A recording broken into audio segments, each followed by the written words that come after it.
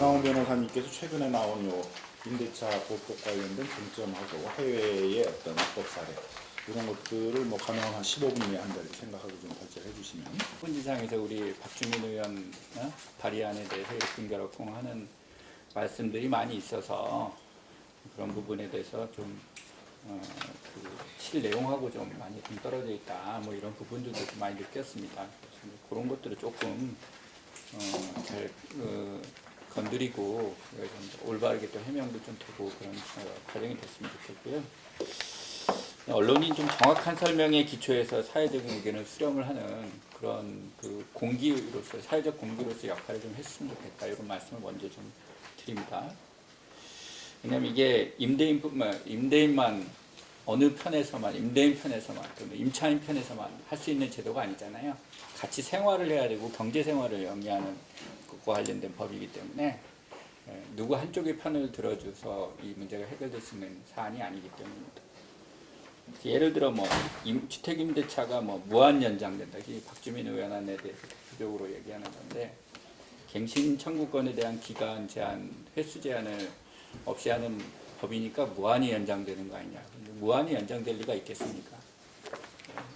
본인이 임대인이 본인이 필요하면 갱신을 거절할 수 있게 해놨는데 그럴 리가 없죠. 그다음에 예를 들어 매각한다든지 해가지고 매수인이 그거 내가 써야 되겠는데 이러는데 그거를 갱신 거절을 안 해주고 그냥 갱신 계속할 수 있게 이렇게 하면 매매가 안 될 거 아닙니까? 그런 세상의 법을 만드는 사람은 없겠죠. 그러니까 필요한 임대인이 정당한 사유가 있어서 필요하다면 또는 임차인에게 계약 갱신 거절을 할 만한 어떤 계약 위반 사유라든지 이런 게 있다면 당연히 그런 거를 고려해서 갱신 거절 사유에 반영을 해주면 임대인과 임차인 간의 균형이 맞을 것이다. 이런 이제 생각들을 할 수가 있다고 생각이 됩니다. 또 재산권에 대해서는 이게 너무 지나치게 제한해서 사회주의자라는 이런 사회주의적인 거 아니냐 이런 얘기들도 있는데 이 제도를 시행하는 나라들은 주로 자본주의 선진국들이죠.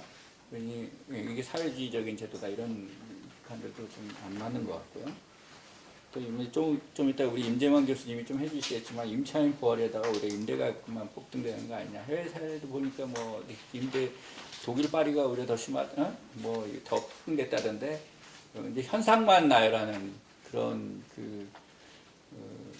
견해들인데 이제 다 아시겠지만 유럽의 요새 폭등한 나라들은 대체로 보면 좋은 지역들이죠. 좋은 지역들이다 보니까 유럽 전역에서 이주 수요들이 굉장히 많고 또 근데 주택은 거기 지은 게 한정돼 있고 그러니까 가격이 뛰는 거죠.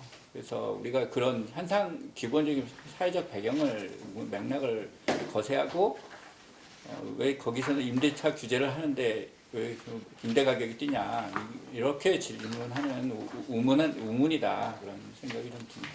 사회적으로 그걸 대체하기 위해서 어떤 정책을 하고 있었는데 뭐가 부족했냐 그런 것들을 좀 봐야 될 거라고 생각이 듭니다.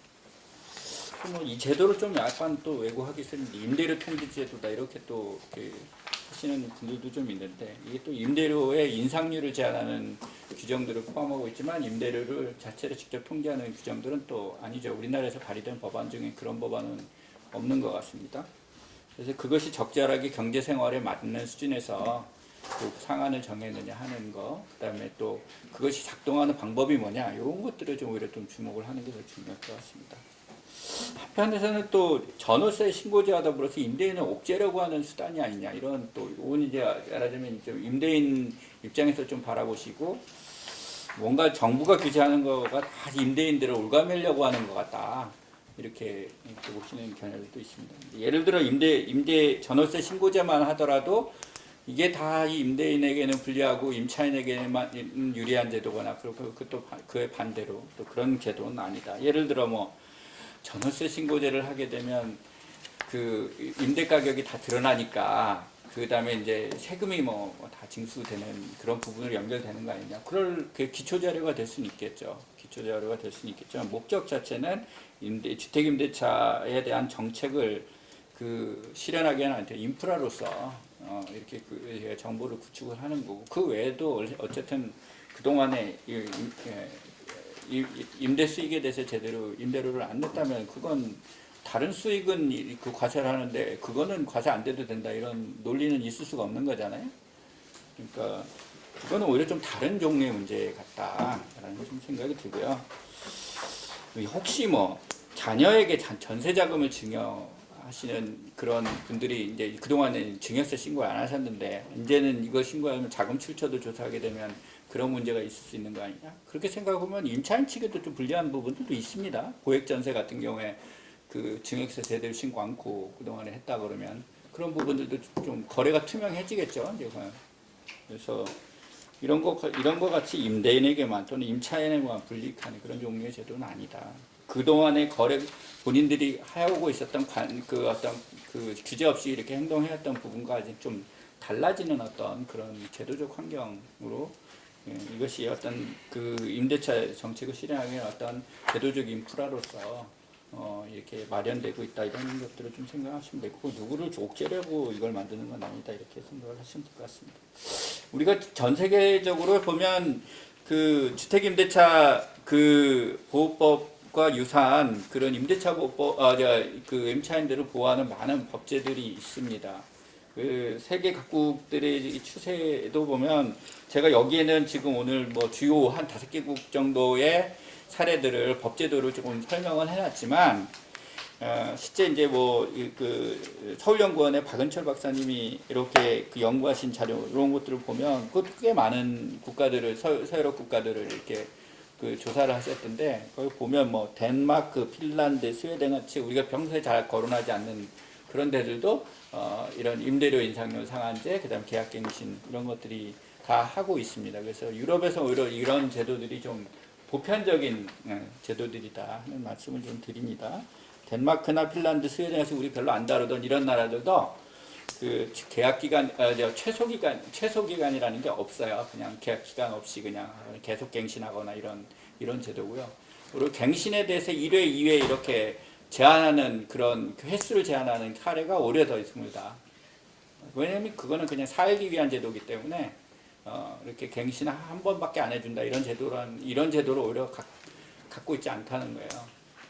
그래서 우리가 논의하는 맥락에서 2+2라든지 3+3이라든지 2+2+2라든지 이런 식으로 이렇게 이 19대 국회에서 20대 국회에서 이렇게 발의됐던 법안들이 오히려 해외 사례에서 보면 특이한 방식인 거고요. 도입의 어떤 현실적 가능성을 높이기 위해서 사회적 저항을 좀 줄이기 위해서 한번 일단 이렇게 해보고 어떤지 한번 이렇게 테스트하기 위해서 그 도입자 차원에서 이런 그 방법을 그 기획을 하는 거지 결국 나가야 되는 거는 서구 유럽이 지금 하고 있는 어떤 그런 종류의 그 제도 그런 방향으로 계속 검토를 해 나가야 될 필요가 있겠다 하는 거고 그럴 경우에 이제 장기 임대차를 이제 추진하는 어떤 사회적 맥락이라고 하는 거는 좀 이건 이제 물론 사회적 맥락이 있습니다. 어느 나라나 장기 임대차를 추진을 하는 그런 사회적 맥락은 결국 주택 그 공급이라든 이런 것과 관련돼서 이제 주택이 충분히 사회에는 공급이 돼 있는데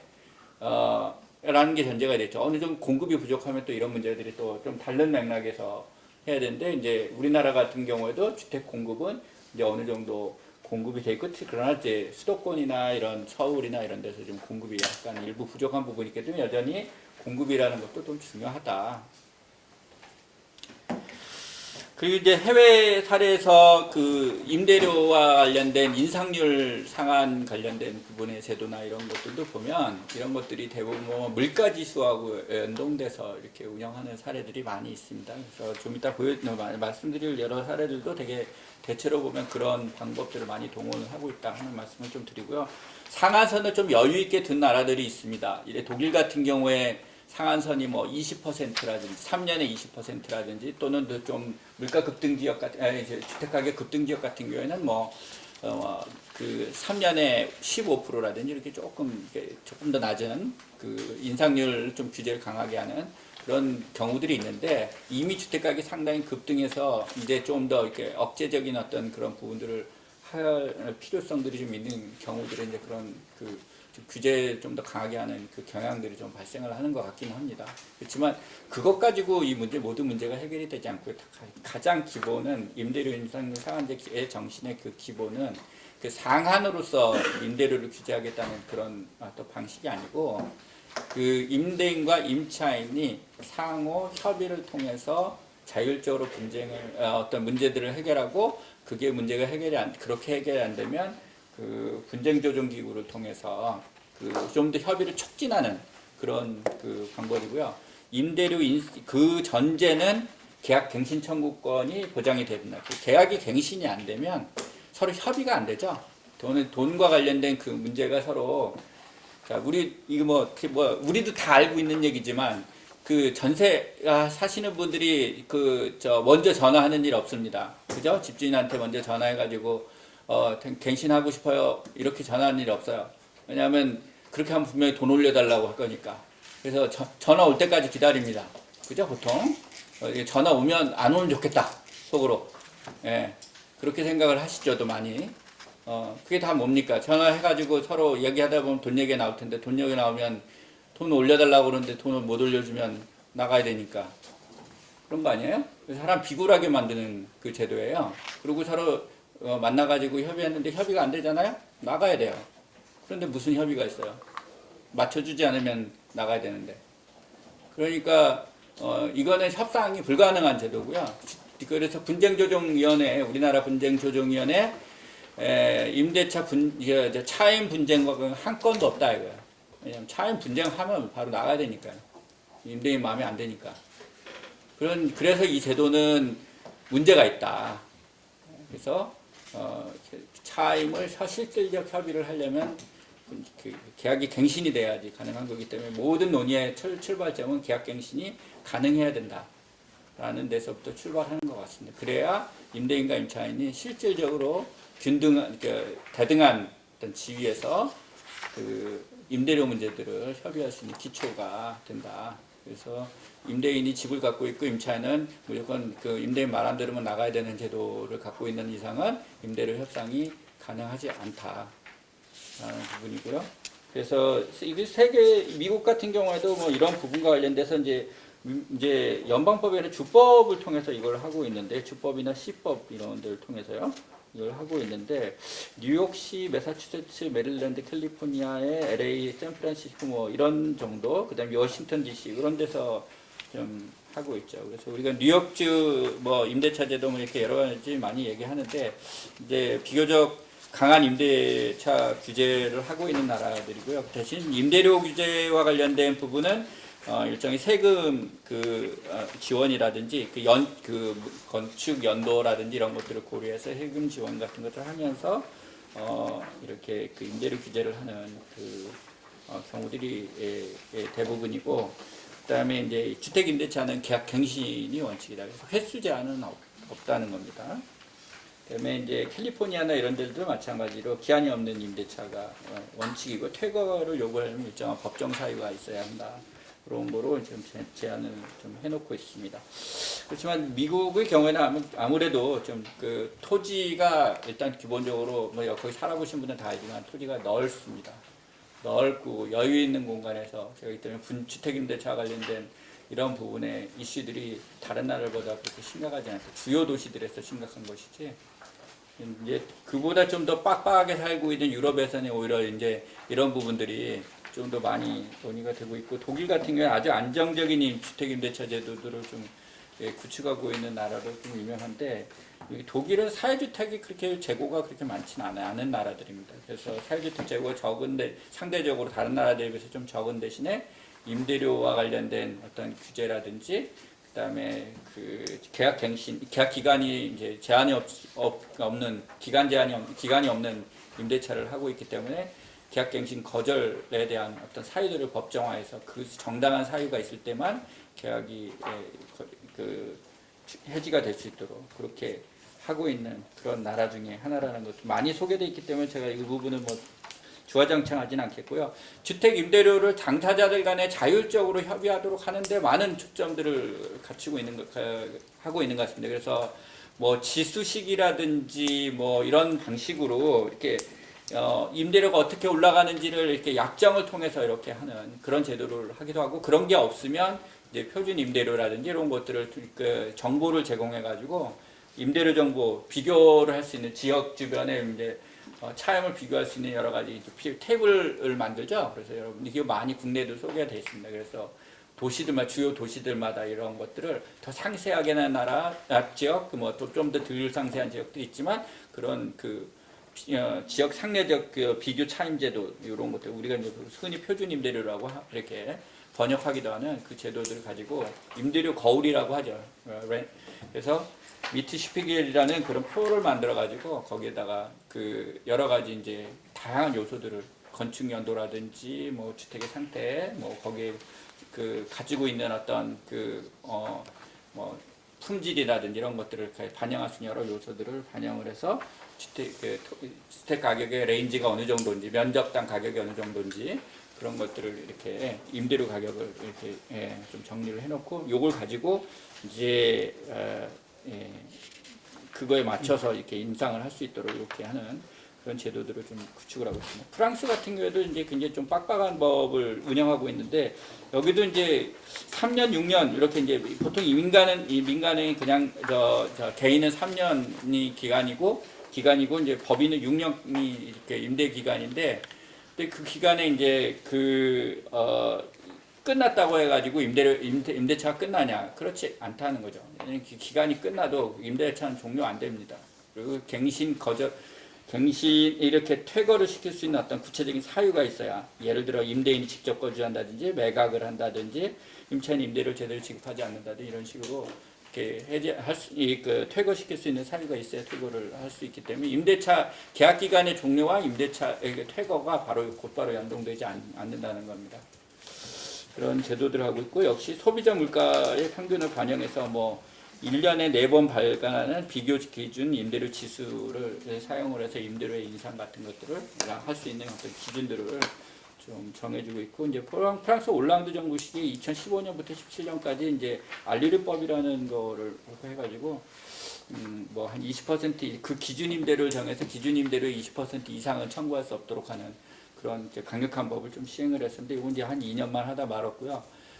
근데 이제 이 당시에 이런 정신들을 좀 계속 유지하자 이런 식으로 해서 프랑스 파리에서는 최근에도 2018년인가 19년부터 임대료 다시 규제를 하기 시작했습니다. 그거는 아마 프랑스 파리나 이런 도시들이 인구들이 계속 밀려드는 도시들이기 때문에 이런 부분들 없이는 임대료를 잡기가 되게 어려운 실정이라서 그렇게 하는 것 같습니다.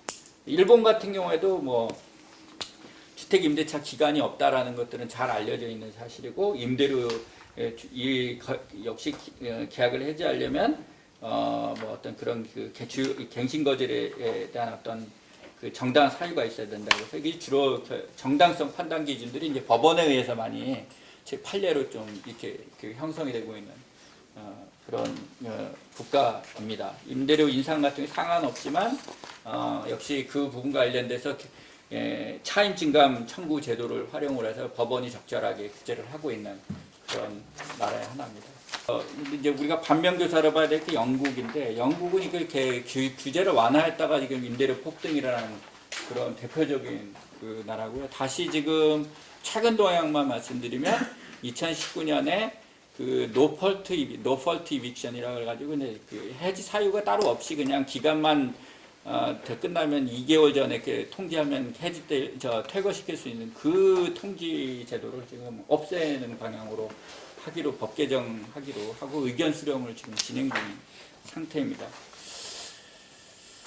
한국, 아까 제가 뭐 여러 가지 말씀드려서 뭐 이렇게 중언부언 하긴 않겠습니다. 계약갱신 요구권 몇 회까지 해야 되냐, 이런 부분은 정답이라는 게 있을 수가 없죠. 그 사회에서 현실적으로 수용할 수 있는 게 어느 정도냐라는 문제이기 때문에. 그러나 바람직하기로는 계약갱신에 대한 부분은 이렇게 기간 없는 임대차 쪽으로 그렇게 방향을 선택을 하는 것이 바람직하기로는 가장 바람직할 겁니다. 그리고 대신 이제 갱신거절권과 관련된 부분을 잘 운영을 해서 임대인과 임차인 간의 균형 이런 것들을 좀 맞춰주는 그런 방식으로 하는 게 맞을 것 같은데, 어쨌든 그것과 관련돼서 우리가 지금 17페이지도 보면 제가 뭐 국회 의안정보 시스템에 있는 그 여러 가지 그 방안들, 임대료 계약갱신 및 차임 인상률 상한과 같은 다양한 방안들이 있었다 하는 말씀을 드리고, 2+1, 2+2가 가장 그 많은 그 비중을 차지하고 있는 발의안이었지만, 우리 그 박주민 의원께서 갱신일세 제한 없는 어떤 방안을 이렇게 좀 제안을 해주셔서 사회적으로 논란을 일으키고 계신데 이런 방안들도 한번 같이 이렇게 균형 있게 같이 검토를 하는 것이 맞겠다 하는 말씀 드리고요.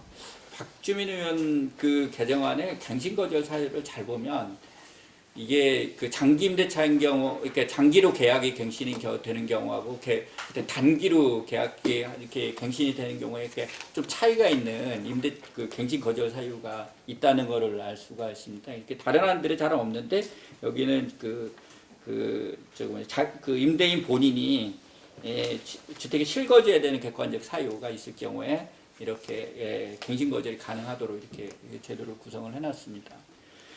그래서 이거는 이제 다른 데 딱 한 번만 갱신해야 되는, 뭐 예를 들어 2+2 이런 데서는 이거 미리 자기가 예상하고 임대하는 거 아니냐 이렇게 하고 넘어갈 수도 있는 거지만, 뭐 계속 2+2 이거 계속 해야 되는 임대차의 경우에는 임대인이 자기가 그 주택 거주할 사유가 있으면 그 갱신 거절도 가능하게 해야 된다는 그런 그 임대인의 현실적인 어떤 요구들, 이런 부분들도 좀 반영을 했다라는 거고. 그다음에 이제 임대료 인상률 상한제와 관련돼서도 그냥 박주민 의원님 안은 5년 5% 이렇게 딱 법에다 이렇게 법정해 놓은 게 아니고요. 그거 범위 내에서 대통령령으로 정하는 비율 이렇게 해야 돼. 정부가 어느 정도는 경제 상황을 현실로 해서 가감을 할 수 있도록 이렇게 해놨습니다. 그리고 일회 상한에 그는 1년 이내에서 상한은 다시 인상 청구를 하지 못하도록 이렇게 해서 했는데, 이제 이게 이제 임대인이 이용하기에 따라서는 2년에 한 번 할 수도 있고 1년에 한 번 할 수도 있고 그런 거라서 좀 탄력적인 제도이긴 합니다. 개정안에 여러 가지 스펙트럼이 있습니다. 그래서 이건 뭐 계속 앞으로 좀 논의를 했는데, 오히려 논의가 그동안에 너무 없었다는 게 오히려 문제고요. 논의를 좀 본격적으로 해서 이번 국회에서 좀 아름다운 결과가 좀 있기를 좀 바라고요. 법 개정의 성패는 임대인과 임차인을 쌈 붙이는 것이 아닙니다. 이렇게 쌈 붙이는 안으로 이렇게 만들지 말고 이분들이 서로 이렇게 대등하게 교섭을 할 수 있는 어떤 제도로 만들어주겠다는 어떤 그런 방향으로 그것들을 좀 했으면 좋겠습니다. 뭐 이상입니다. 예, 고맙습니다. 뭐 임대차 보호법을 만드는데 참여를 좀 했었습니다만, 그때도 세계에 이런 법이 어디 있냐, 뭐 이런 유례가 없는 법을 만든다는 비난들이 상당히 많이 있었습니다만, 상가 건물 임대차 보호법을 만들어지면 상가 건물의 임대료가 폭등할 거다, 뭐 이렇게 비판들이 많이 있었습니다만, 실제로 상가 건물 임대차 보호법 만들고 뭐 2003년 됐을 때도 그렇게 임대료가 크게 폭등한 적이 없었었고, 지금까지 상가 건물 임대차 보호법이 뭐 상당히 저는 뭐 안정적으로 운영되어 왔다고 생각하고요. 다만 이제 처음에 시작을 할 때 한 5년 정도 범위 내에서 계약갱신 청구권으로 하자라고 이렇게 정치적 타협을 해서 시작을 한 건데, 그거는 좀 계속 논의를 해서 확대시켜 나가는 걸 좀 전제를 했는데, 그게 이제 한 10년으로 넓어지는 데까지 상당히 시간이 많이 걸렸다라는 것들은 이제 처음에 입법을 할 때 예상보다는 이제 상당히 좀 길어졌던 이제 그런 거였죠. 그래서 지금 나오는 많은 그런 이 법을 만드는 거에 대한 뭐 여러 가지 우려라든가 문제 이런 것도 한번 상가 건물 임대차 보호법을 만들 때도 똑같은 그런 우려나 문제를 많이 지적을 했는데, 그런 것들이 좀 어떻게 되었느냐 한번 잘 비교해 보면서 이렇게 했으면 좋겠다고 생각입니다. 그리고 세계적으로는 주택 임대차에 대해서는 뭐 갱신제도라든가 여러 가지 보호제도를 두는데, 상가 건물 임대차 보호법은 따로 안 만들고 있는 나라도 많이 있거든요. 상가 건물 임대차 보호법에 대해서는 시장에 그냥 맡기고 있는 나라도 많은데, 우리나라가 유일하게 상가 건물 임대차 보호법은 상당히 많은 보호 규정들을 두고 있는데, 뭐 10년까지 인정권을 두고 있는데, 그거에 비해서는 주택 임대차에 대해서는 보호 규정을 안 두고 있는 그런 굉장히 이례적인 입법례를 갖고 있는 그런 나라가 됐다는 것도